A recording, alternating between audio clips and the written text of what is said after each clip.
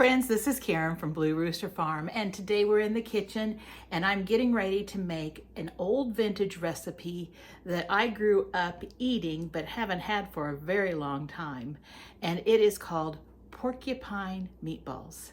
So if you want to see how we make these, and we're going to use the Instant Pot, stick around.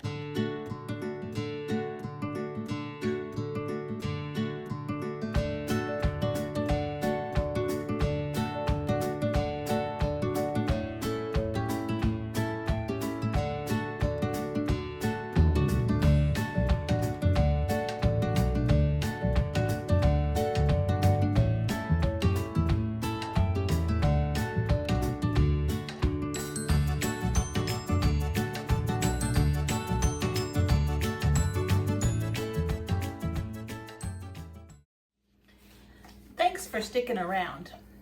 Well, like I said in the intro, today we're going to be making a vintage recipe, porcupine meatballs. And this is something that my mom used to make in the 60s and 70s. And I remember it quite fondly. They were really, really good. In fact, we were always excited to have them. And they were really cute too because they look like little porcupines with the rice sticking out. Somewhere along the line, she quit making them. I don't know if the pressure cooker that she was using broke or lost a piece to it, but for some reason she stopped making them at some point, and so it's been a long time since we've had them. And so today I think I'm going to try the recipe. I was purchasing some recipe books. I love to do flea markets and things and thrift stores and secondhand stores. And I also like to find the old vintage recipe books and just kind of flip through them and see what they have. But there was a little stack of them for just a couple of dollars. And so I picked them up, and one of the booklets in there was a little booklet from the 1950s, and it's called the Ground Meat Cookbook. It's 204 intriguing ground meat recipes. And I was just flipping through to see what kind of foods and stuff they had, and I came across porcupine meatballs. Now, when my mom made them in the 60s and 70s, they used Campbell's tomato soup. She also, I believe, used the instant rice. And just mix the meat with the rice, make it into balls, put it in the pressure cooker, and just turn it on. And they cooked really quickly, and they were delicious. And so it was really simple to make. And I just thought that was something that was kind of a new recipe back then, because I kind of remember my mom and my aunts talking about it and comparing recipes a couple of times. And everybody had their own little version of it. So I kind of thought it was just a new recipe that came out. But apparently it's been around for a long time. And this is the 1950s. And then I read in some article that in the 1920s and 30s during the Depression, they started making them because they were stretching their ground beef. They would use fillers like rice, oatmeal, bread, things like that to stretch the meat, and that way they could feed their families a more satisfying meal. But in this 50s recipe, it says that you're going to use some quick tomato sauce, and then you go to the page that shows how to make the quick tomato sauce. And let me just find it here. I think it's right. Page 10. And for the quick tomato sauce, you would saute in some butter, celery, green pepper, onion, and then you'd add some condensed tomato soup, water, lemon juice, Worcestershire sauce, brown sugar, dry mustard, salt, pepper, and then you just kind of heat that through, and that would be your sauce. Well, then in today's recipes, a lot of them are still using the soup mix, the tomato soup mix.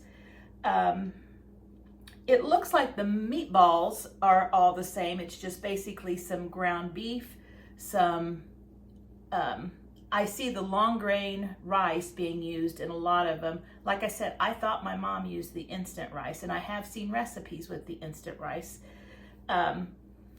and then a little onion in there, and then that's all you have for your meatballs.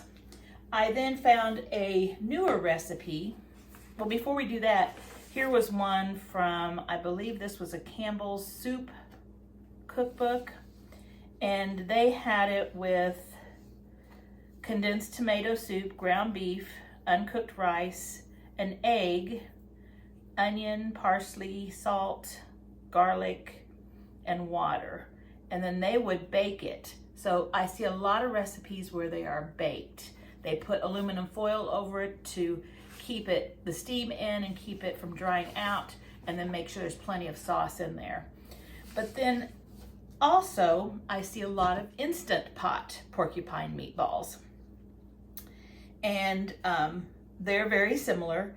This one I found is the one I'm going to kind of follow, but I'm going to kind of mix in some of the things that the other recipes had as well. But it doesn't use the tomato soup, the can of tomato soup, which is what I didn't want to use because we don't buy that. If we want to make soup, we make our own. We've got lots of tomato things canned up, so I can come up with a recipe really similar, but I didn't want to just have to go out and buy a can of tomato soup just to make this recipe. I want to use things that are on my pantry shelves. And so this recipe that I have here, it uses onion, garlic, tomato sauce, water, Worcestershire sauce, and then the beef, the rice, salt, and pepper. So it's kind of a really simplified version of the others. And I think we can take this one and kind of spice it up a bit and make the sauce a little better. And it's probably perfectly fine with the sauce the way it is, but we like a lot of flavors. And I also like to incorporate vegetables into sauces because you need to make sure you're getting all of the nutrients from your vegetables. And so when the boys were growing up, I would always sneak them in the sauces. So they never knew. Well, now they do. They never knew that the vegetables were in there. But you know, there's just so many different recipes. And I was wanting to make one that would go along with our lifestyle and what we have on the pantry shelves and the flavors that we like. So here is what I've come up with. And so we'll try it at the end to see if it's any good. Again, I'm kind of loosely basing it on all of the other recipes. So I've got my Instant Pot right here, and I'm going to plug it in. And they make these cords so short. And I know it's for safety, but it makes it unsafe when you can't reach the plug in. All right, so I've got my Instant Pot on, and I'm going to put it on saute. I've got about 2 tablespoons of oil in here. I am just going to mince up some veggies. And so I'm starting off with some celery. Now, one of them might have said celery. I think one of them did. I'm just going to chop it up nice and fine, and that way it won't be too overwhelming. And again, this is 3 small stalks, not very big. And again, chop them up pretty finely. And I'm getting a few leaves in there, and that's okay. Those leaves are good. Okay, set that aside, and I'm just going to go over again and give it a nice chop. And they soften up when we saute them too, so it's going to be good. So let's put those in. Again, as I'm adding these things, if there's a vegetable that you don't like or don't have on hand, you don't have to add it. And then I've got some thin carrots here. And we're going to chop these up. I'm going to first cut them lengthwise. And if I need to, I will cut them the other lengthwise. That way it just helps get them cut into smaller pieces. Carrots are going to take a little longer than the onion and celery to cook. So we'll just get them into nice small sizes. Of course, they are going to be in a pressure cooker at the end, so everything's going to soften up nicely in that. How many of you have had porcupine meatballs? In the comments below, tell me about your recipe and whether or not you remember it from when you were younger, or if it's just from nowadays you're making it. I'd be really interested. It's interesting to think back to my childhood and remember recipes that I had forgotten, and this was one of them I had forgotten, and it was one that we really liked. So that one's chopped up nicely.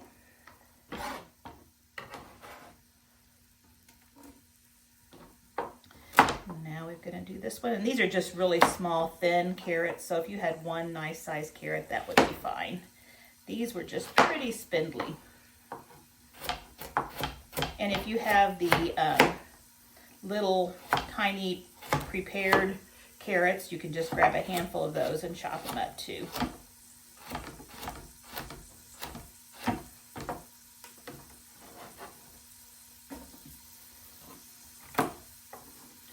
Now, I'm still debating on the meatballs whether or not to add an egg. I've had a couple recipes say to add the egg because it's a binder. It keeps your meatball together. And then a lot of recipes, in fact, most of them do not have an egg. So I always add eggs to my meatballs. So I'm kind of on the fence on that one. So when we get to the meatballs, I'll have to make a decision. Okay.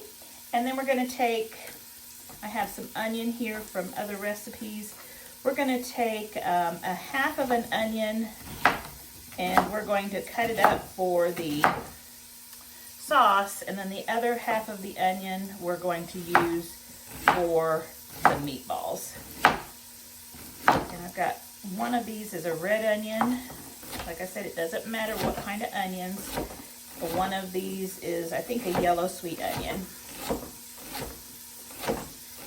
Now, I had used these onions recently because I was using them for some fresh uses for tacos and things like that. But normally I have, and I could pull out of my freezer, are frozen ones, but since I had these in the refrigerator and they needed to be used, that's what I'm going to use. We bought onions for the first time about a week ago, and we hadn't bought them since summer when our onions started coming on, or actually pretty much close to the beginning of summer, because I would just go out and pull little ones to cook with because we planted a whole lot. And that's what I like to do. I like to plant enough to have as green onions and enough to have as stored onions. And then whatever we don't eat up before they start turning, I just chop up and freeze. And that makes it really handy to have it in the freezer, and all you do is pull it out and dump it into whatever recipe you're cooking. A lot of our recipes are soups and things like that, that it doesn't matter if your onions are fresh or frozen, they're still good. Okay, so there is the onions that we'll need for our sauce. Then we're going to add some garlic, and my garlic, it's store-bought garlic. I checked it. I thought I had a whole head of garlic, and it was already soft, so I had to toss it. And so I've got that on my grocery list. But I did have a couple of real tiny garlics from they were actually from our garden. We had planted garlic the year before last, and there was a couple little seedling garlics that had survived over last winter, and they came up, and of course they were just teeny tiny. And I found a couple of those, and so I just broke them apart, and we'll just put those in. Now this year, Andy already planted garlic. He planted it, I believe, in November. And it was starting to come up because we had a really mild beginning of winter. And they were coming up. We had green stalks coming out of the ground. And so we're anxious to see if that will be any concern or if they'll be just fine. So it'll be exciting if we are finally able to have a decent garlic crop. If you want good garlic, you do need to start it in the fall and give it a chance to get started at that time. Okay, so I've got my veggies in here, onions, celery, and carrots. I'm gonna add a little bit of salt, get them sweating a little bit. And I'm gonna add a little pepper. And I'm also gonna add some parsley. I'm just gonna add dry parsley to this. I did notice some recipes that called for some parsley, so a nice pinch of it. I'm gonna go ahead and chop this onion for our meatballs. That way it will be ready. And I might not need all of it, so I'll see how much is here and use the rest in the sauce. We like a very flavorful sauce. We're not bland food eaters. If you are a person who doesn't like a lot of flavors and like it more plain and bland, then you might not want as many vegetables in yours. It's just up to your taste. I am using a can of our roasted tomatoes that was just a tomato sauce. There's no spices in it except for whatever was roasted with it. And I don't remember, this is from a couple years back, I don't remember if this batch had anything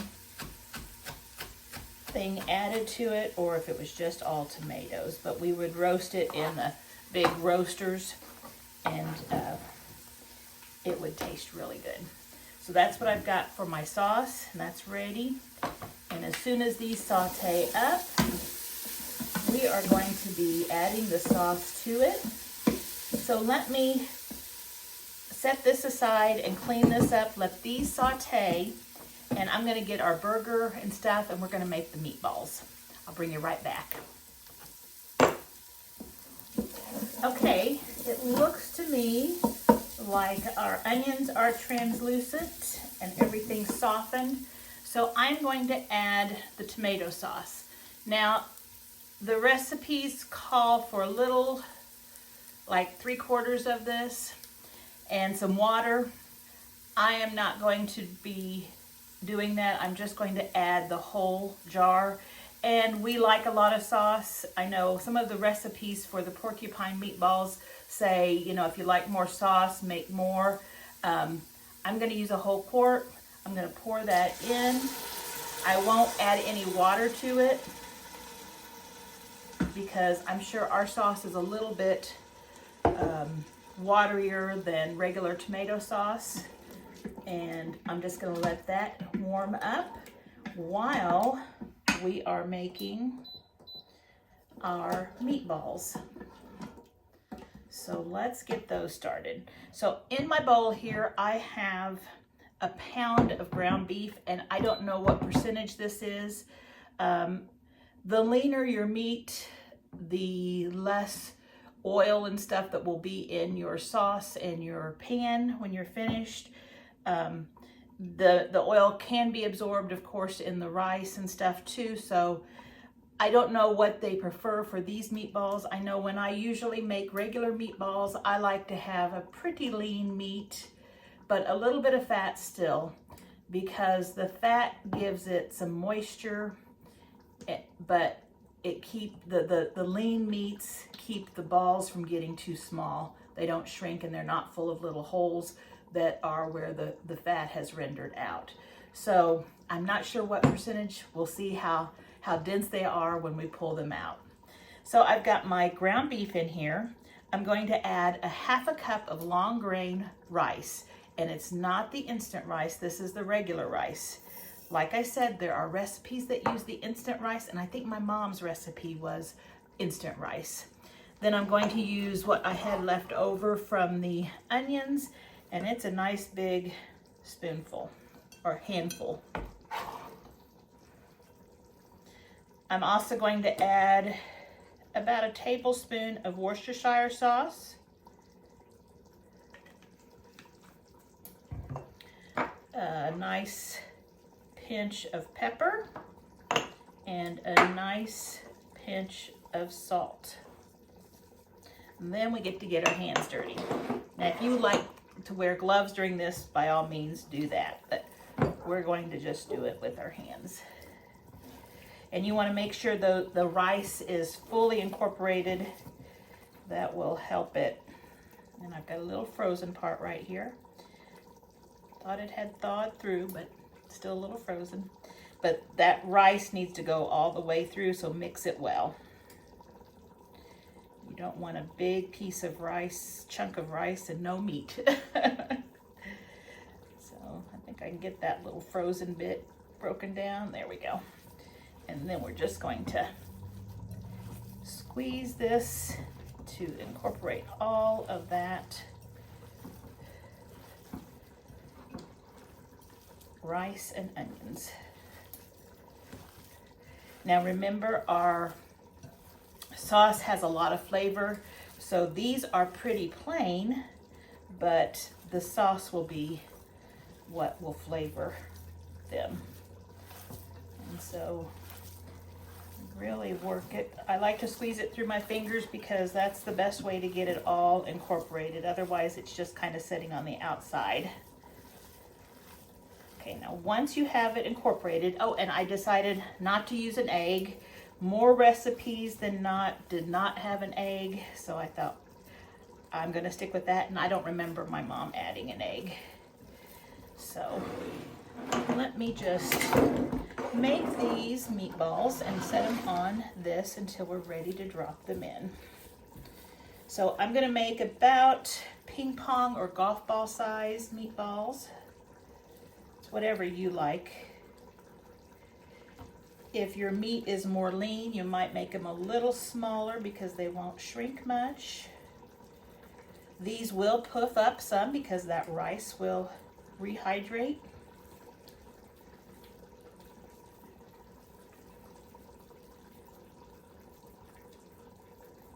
And our sauce is really bubbling in there.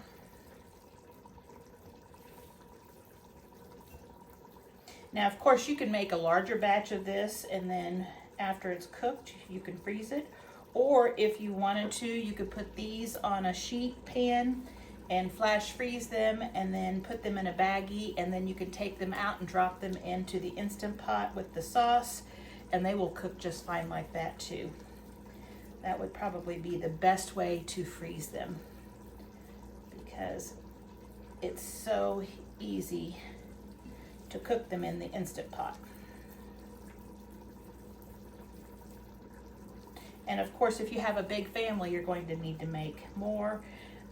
You just need to make sure your Instant Pot is big enough, and we do have the large ones, the largest one I believe, so we wouldn't have any trouble making a double batch.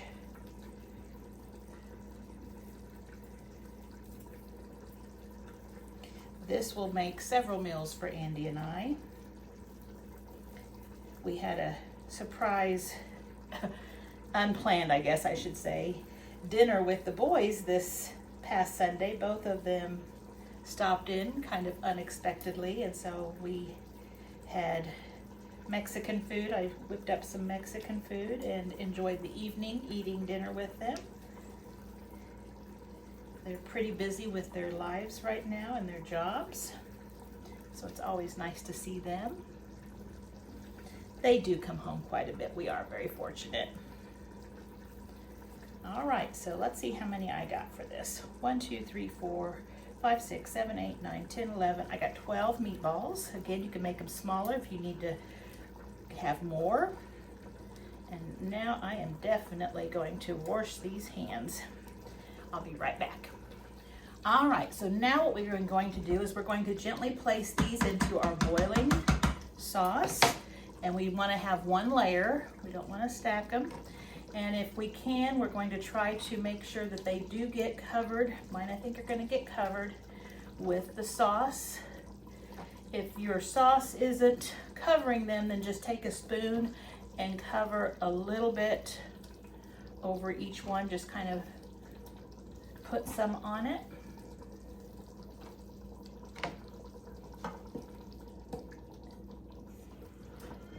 And there we go. Okay, we've got them all in. Now what we're going to do is we are going to close this, and I'm going to hit stop, cancel. I am going to get the lid. We're going to put the lid on,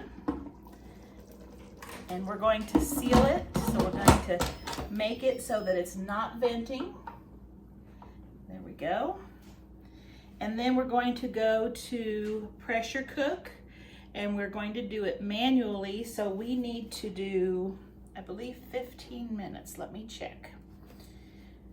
15 minutes at high pressure, and that was on for 15 minutes. So it's going to take about 10 minutes for it to come up to pressure, and then it'll start cooking for that 15 minutes. And then once it's finished, it'll be 25 minutes, but then it's got to come back down, or we can release the pressure in it. I think I am just going to let it release naturally, because we don't have to eat here. It's a little early yet, so I'll just let it come to temperature on its own. So I will bring you back when this is ready to open up. All right, so it has been done. It's just been sitting here, staying warm. And so I'm gonna see if there's anything in there. Nope, there's no pressure, so let's open it up. I haven't opened it. We'll see what we've got. It may be a mess. Oh my, yum. Let's just take one out. Boy, they swelled up nicely.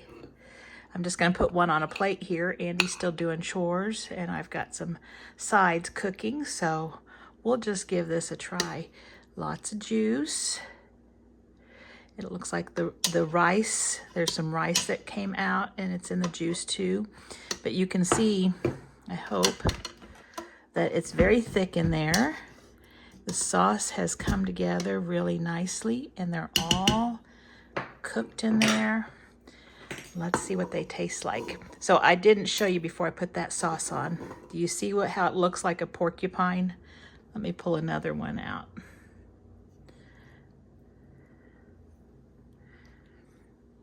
Do you see the rice sticking out? And so that's why they're called porcupine meatballs. If my sauce wasn't quite as thick, it might be poking out a little bit more, but the rice does look like it's tender. So let me put this one back in. Well, I'll just eat that one and we'll do this one back in. So let's try this.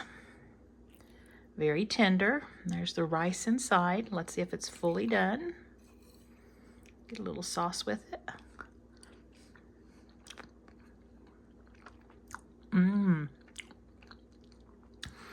Yep, those are good. Very good.